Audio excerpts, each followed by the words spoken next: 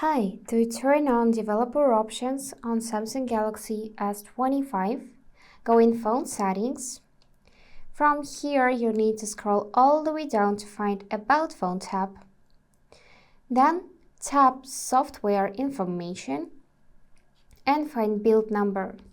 So what we need to do is we need to tap 7 times on Build Number to enable developer options. Let me show you.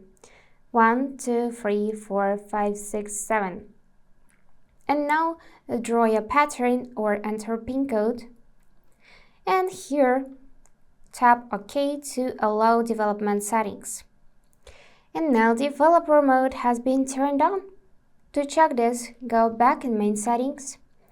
And under About Phone tab, developer options should appear. Tap it, and here you can adjust its settings, for example, enable USB debugging or check memory, got bug report, and so on. To disable developer options, just tap on the switcher near it, go back, and it will disappear from settings.